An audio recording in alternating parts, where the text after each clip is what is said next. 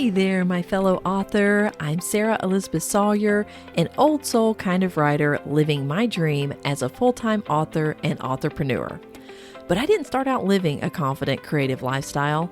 I struggled with the fears and the mental and emotional barriers that so often plague writers at all stages of their author career.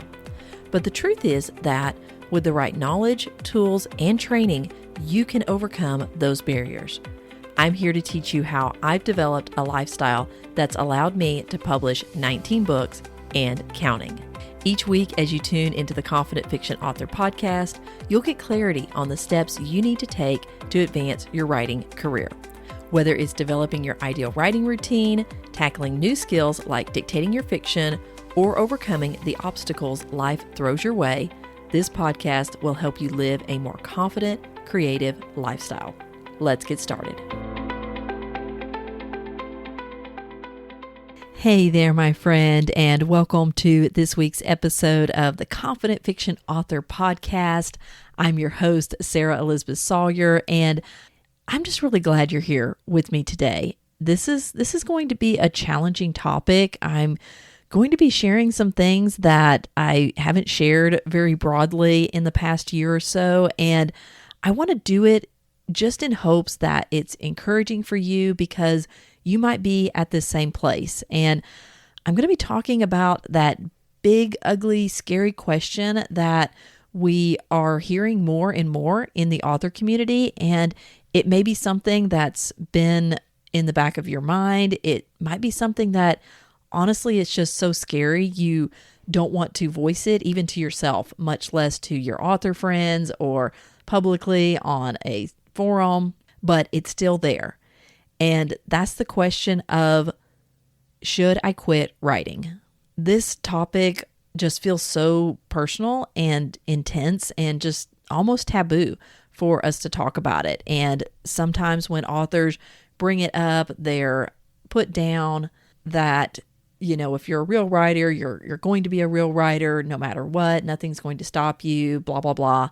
And so not only is it intense for you and maybe even intensely painful, but you feel like you don't have anyone to share it with. And so just come on in here because we're going to share about this together. I'm just going to be open and honest with you about my personal journey and give you some actionable tips at the end for what you can do if this question is on your mind and you need to answer it. Now, a couple of weeks ago, I talked about the art of downtime. That was episode number 16, the three R's for the author life, and how you can use those things for short-term, like weekly and quarterly recovery. Last week, I talked about how to quit some things in your author life to make it more manageable, to get rid of the stress, and just gave you exact tips on how you can gracefully and rightly quit things in a way that's still honoring to others. So if you haven't listened to those two episodes, those are episodes 16 and 17, and they're kind of going along with this series that I have about quitting. But today we're talking about the kind of burnout that may be leading you to ask the question, what should I do if I feel like quitting writing altogether? This may be the hardest question an author ever asks of their career. So today, I just want us to exercise the confidence to ask that question and then decide on the answer that's right for you. If this is where you're at, if you're dealing with burnout and discouragement, you're probably listening to this in hopes of finding a solution or that secret to love writing again. My goal is that you do find the solution you need by the end of this episode. Because, like I said, I'm sharing from personal experience. I took a 7-month sabbatical from writing fiction that started back at the end of 2023. And in some ways, I'm still in my recovery phase, but I'm in a much better place than I was back that fall. And I'm going to be sharing that throughout this episode, why it was a conscious decision and it was the best decision I could have made for my author career. So again, if you're facing this decision, know that you are not alone. many authors are hitting this point right now in the author community and among the people that I know. And it's my hope that this episode will guide you through. So let's get into it. All right, so some of the problems that are leading to this crisis of should I quit writing are, one, authors just burning out. And sometimes we think of burnout, we have different visions of what this looks like. And it's like a complete mental breakdown, or it's this, throw up your hands, I'm done with all of this. But for me, I had tried to really protect myself from that for 14 years. For those 14 years that led up to my sabbatical, I had tried to really be conscious and make intentional decisions to prevent author burnout. I did not want to burn out creatively or physically, mentally, emotionally, all the things. I wanted to make sure that I was in this for the long haul, that this is what I wanted to do and would do for the rest of my life, is write fiction. And so I thought I was in that place. I thought I was doing pretty good. But what I discovered is I was experiencing mid-grade burnout. And I heard someone define this as really it's just a lack of feeling emotions. It's a numbness within yourself that you are expressing feelings. So you may be expressing feelings of anger or happiness, you're laughing, or you're crying, you're grieving. And so you're expressing emotion, but you're not actually feeling them. And when I heard that, it was just like I was finally able to put a finger on it. I had this numbness, and honestly, it's something that is still coming back. And that's one of my prayers for this year, is that my feelings of emotion will fully come back. And I'm looking forward to that. But that's what this person defined as mid-grade burnout.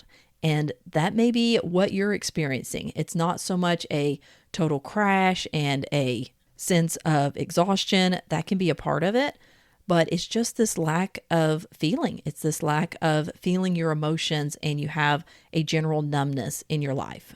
And this wasn't affecting just my author career and my writing. It was my entire life and relationships that I've been experiencing this. The other problem, besides like burnout and mid-grade burnout, burnout can also be you have just produced so many words and published so many books, or have just been working on this one novel for 10 years and you're just really burned out on it.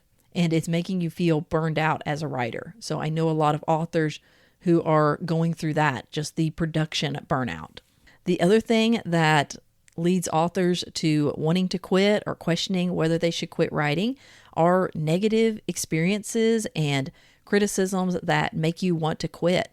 Unfortunately, I've heard a lot of stories come out of like writing conferences and pitch sessions where an agent or an editor will just tear up someone's writing and literally throw it on the floor. And that author is left to walk away just in stunned silence and question why they were even there in the first place and end up quitting writing. So having the wrong kind of critique and input, including negative reviews or feedback from your critique group, can really lead to that crisis of wanting to quit writing. The other thing we see a lot is frustration over monetization and marketing. That's certainly been one of my things. That's why I don't talk a lot about marketing in my podcasts and all, because I don't have all of the answers on how to sell books. And that's really frustrating, I think, especially for high output authors who are churning out lots of books. They're being consistent in their publishing, and they're just not experiencing the monetization. They're not making the money that they hear about other authors who are seven figures as indie authors and have built, fantastic empires with their fiction writing. And I applaud those authors. I'm friends with some of them. It's a great position to see them be in. But a lot of authors are in that frustration zone of not being able to make a full-time income solely from their fiction, even though they are really working at it. And that makes them want to just quit this altogether. Another problem leading to that question can be a change in seasons. So you just have other life interests or commitments that have been moved to the front burner of your stove. So I have this analogy that I've talked about where you have 4 burners on your stove and you only have room for so many things. And for us authors, if we're looking at it just as our author stove, we may have 4 projects on the burner.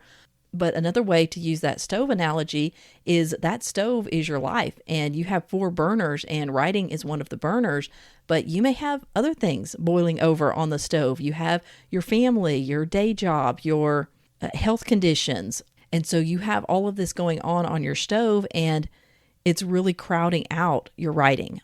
And it's no longer on the front burner and you're considering if you can even keep it on the back burner at this point. Lastly, on problems that lead to this crisis of should I quit writing can be trauma and you just needing to give yourself time and space to focus on healing. And I know authors who have quit writing because of trauma and just needing to give themselves that time and space to focus on healing. So those are the problems that I've identified, especially recently or in my own life, of leading to that question, that decision of should I quit writing altogether? So let's talk about some solutions and how you can address this question for you in your author life. So one of the things is, should you take a sabbatical? Or should you first consider just restructuring your life, your author life? That's something you can look back to episode 7, getting clarity on your author life. You may also want to get into episode 15 on decluttering for your author life and really making room for creativity, because that may be one reason why you're wanting to quit as well, is you just have too many things going on in your life, too much clutter, and you may need to just restructure your life, restructure your daily routine, get rid of clutter, uncommit from things that you no longer want to be a part of. It may be something with marketing, and maybe you need to just quit that and focus on writing itself. So it could be a matter of restructuring, and you can refer to my previous episodes on that. But if you've done those things, or that's really just not the issue, it may be time to take a sabbatical from writing entirely. And this is what I did. It was an intentional decision. It did come out of a crisis whenever I released book 5 in my Choctaw Tribune series, and I was very much not ready to get into another project. We had some other health issues going on in our family and some other commitments. And so I already felt myself taking a step back, but then an incident happened that fall that led me to make the conscious and intentional decision to take a sabbatical from writing, because I genuinely felt more than any other time in my writing career up to that 14 years leading up to that I was at the breaking point of quitting writing fiction entirely. So let's talk about how to take a sabbatical. What does that look like? What are some of the components to it? And the first thing is just making the decision. So if you are facing that, should I quit writing? And your answer to that is, I want to take a sabbatical. So that's the first step, is deciding that you are going to do it and that that's the right thing for where you're at with your career and with your fiction writing, is that you need to take a sabbatical. The second step is to decide how you're going to end it, because a sabbatical is not quitting writing. You're not quitting it forever. But the question is, do you put a predetermined date on there that you're going to end the sabbatical? And so you could make a decision. I'm going to take a 3-month sabbatical from fiction writing. I'm going to take a 6-month. I'm going to take a year sabbatical from fiction writing and do other things with my life and my creativity during that time. Or you can do what I did, and I went with how I felt. So I didn't predetermine a date that this is the time I was going to re-enter my writing, because at that point it still felt like a question mark. I still hadn't fully answered that question of, am I going to quit writing fiction? And so therefore I didn't put a date on it, because I hadn't answered that question. I needed to take the sabbatical, do recovery, and then make the decision. And so I wasn't going to limit myself or put constraints on myself on when that was going to end. I also had other things going on in that season of life. I've shared about this on the podcast before, that my cousin was going through her journey with cancer and I was one of her caregivers. So that was a natural breaking point for me as well, to just give myself permission to take the sabbatical, take care of her, take care of all my other things in life while I took this break from the pressure of when am I going to start my next project and how many books am I going to publish next year. I just put a hard stop on all of that and decided to take a sabbatical, and decided that I would end that sabbatical when I felt like I could make a good decision on whether or not I was going to continue writing fiction. And I knew a part of that was getting my cousin through her journey, which, by the way, she's doing well. But that was a part of the unknown for me, is I didn't know when I would be in a position to make that decision. And so it was just a question mark. I left it open-ended whenever I started my sabbatical. It did end up being 7 months. And I'm going to talk about my experience now that my sabbatical is over and how I've been doing. But let me just share with how you can re-enter writing after a sabbatical, because it wasn't all one gush for me. The floodgates didn't open and I started writing all of this fiction and publishing books again. It was very much a slow restart. And one of the things you can do with a sabbatical when you're coming back from it is you can ask yourself some questions. Why did I start writing in the first place? What did I love about it? What genuinely excites me and makes me want to get to my computer or get to my phone if you dictate like I do and just get words on the page? What is it that I love? What is it that I am just so drawn to with writing? The other questions you can ask is, what burned me out? Because if you don't identify that, if you don't know what it was that caused you to need to enter this sabbatical phase, you won't know how to prevent it in the future. And so you want to ask yourself, how can I restructure how I approach fiction writing to prevent this type of crisis in the future? And on re-entering, ask yourself, what's an effortless way to get restarted? For me, in the summer of last year, as I did come back from my fiction writing sabbatical, and I'd actually written an entire novella, but then I stalled out again and I wasn't sure quite where to go forward from there. And so I came up with and started this practice that I call 5-minute fiction. And if you're interested in it, it is my most popular episode of The Confident Fiction Author so far, but it's episode number 10. You can go back and listen to that. And that's what really helped me recover and bring fiction writing fully back into my life in just a really micro way, but a powerful way. So this might be perfect for you as an effortless way to get your engine warmed back up and fall in love with fiction writing all over again. Lastly, and this was a huge part of my recovery and continues to be a vital part of my life and my author career, and that is morning pages. So I handwrite my morning pages every morning. It's a method, if you're not familiar with it, it's a method that was designed by Julia Cameron and introduced in her book, The Artist Way. And a lot of authors do morning pages. A lot of authors have also tried to do morning pages, but still not real clear on how it works and the mechanics of doing it and how to develop the habit of doing morning pages every day. And so I created a mini course to teach you how to do morning pages. And I also share at the end of it how I used morning pages and still use morning pages for self-therapy. And it is just really a really, really powerful tool. And I'll be talking about morning pages more in an upcoming episode, but I just wanted to share that I do have a resource if you've struggled with getting morning pages into your routine or even understanding what morning pages are all about. That's what this mini course is. And I will share with you at the end of the episode how you can get it while it's super discounted. But I just wanted to share in this part here that morning pages have just helped me recover many times, not just this one time with the sabbatical. This was the major time, but it has helped me recover many times when I felt like quitting my writing. All right, so we talked about the problems that may have led you to this crisis of wanting to quit writing. We looked at how you can take a sabbatical if you don't want to quit writing, or you at least want to give yourself that time and space to make the decision. So that leads us to, should you ever quit writing? I want to say that this is a deeply personal decision.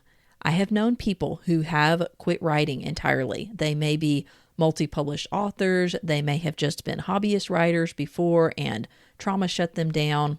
And they have made the decision that they will quit writing. And that is going to be your decision. Like I said, it's deeply personal. It's the one that only you can make ultimately. I will say, I will encourage you to consider taking a sabbatical first. So before you make the decision that is reversible in the future, should you decide to come back to writing, but before you make that conscious, intentional decision that it's time for you to quit writing, I encourage you to try a sabbatical first. It could last a couple of months. It could last for years. I've known authors who they feel like they are still writers and they still have that identity. They're just in a season of not writing and they are taking that sabbatical. So one of the things you can do as well during that season is using what I call the 3 R's for your author life. It may be that this sabbatical is for recovery. It's not even just for you to make that decision of whether or not you want to write and restructuring your life. You may just need some recovery from burnout. And so I did create an episode that did cover 3 R's for the author life, and that's episode number 16. So you can use those during your recovery season. And remember, you can do whatever you want during the sabbatical. Just make sure it's intentional, so that you don't feel guilty about this time that you're not writing. So rather than just falling into this endless cycle of each day you feel like you should write, but you don't want to write, you're burned out, you're experiencing trauma, all of these things, and you're feeling guilty about not writing, make it intentional. That way you don't have that guilt. You can tell yourself, I'm taking a sabbatical, so I don't need to feel pressured or guilty about not writing. Give yourself permission to take that time off versus fighting it or feeling guilty or trying to get through it with brute force strength, because that's not productive and you're also not getting any rest or recovery because you're fighting against it.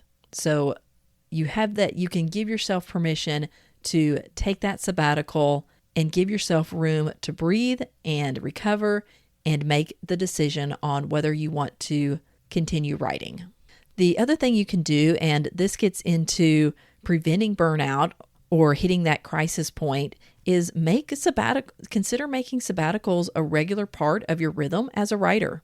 For me, I like to take off the entire month of December from as much as I can. Like, I don't schedule commitments or writing projects or publications. I've done it a few times, but I really try to make December my sabbatical month and enjoy the holidays, really refresh and refill my creative well, just enjoy that season. And so that's my regular sabbatical that has been a powerful part of myself as an author and my author career. Yes, I still ended up having to take that long sabbatical because of buildup and trauma and health conditions and all. But for the most part, taking that time off each year can be a great part of living your best creative lifestyle. And lastly, just remember your identity as an author. It can mean different things to different people. Maybe you're not a full-time author. You're not a best-selling author, but you are an author. That is your identity. That is what you do. And that is who you are. So I wanted to share my results from taking that sabbatical. I was able to come out from it. And honestly, it was really ironic whenever I was coming up with the theme and then ultimately the name of this podcast, The Confident Fiction Author, because I hit the lowest point in my confidence at the end of 2023. I was not a confident fiction author. I had never lacked confidence at any other time in myself as a writer, as an author, than I did in that season. And so it was ironic. I think it was also a God thing that he placed this call, this theme on what I teach, because what I was hearing from those that I was sharing with and teaching is they were gaining confidence. They were gaining confidence as fiction authors. And so it was this great synergy between the authors that I was teaching and in my own recovery as an author. And now I can honestly say that I've never been more confident as a fiction author, not in a prideful or arrogant way.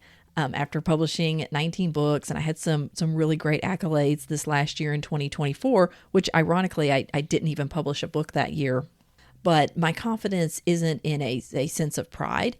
It is confidence in this is who I was created to be. I was created to write stories and to tell stories, and nothing energizes me and sparks and lights me up like writing fiction.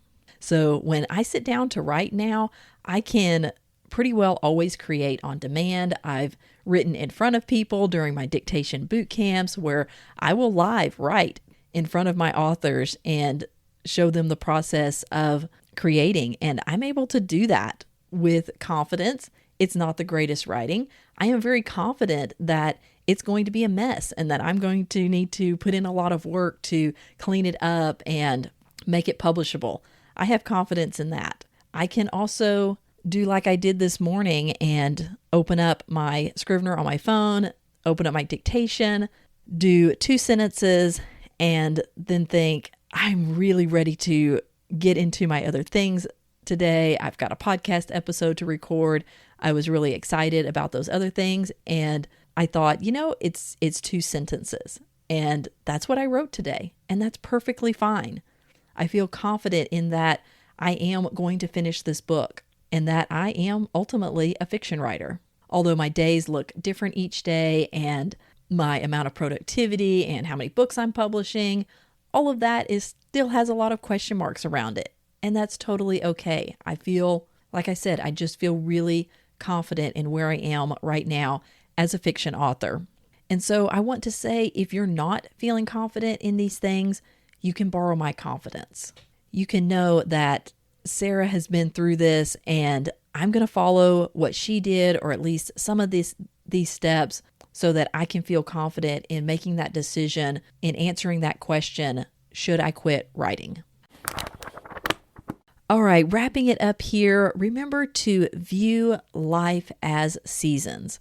There is freedom in recognizing that the future is uncertain and that we're only required to make decisions in the present. It's totally okay to back burner writing or put it in the oven to keep it warm while you focus on other parts of yourself. Yes, you have that identity as an author. You are an author, but it's only part of your identity. So don't be afraid to just take time from that, take a sabbatical from it so that you can nurture other parts of yourself. And those are equally important, or in some cases, maybe even more so.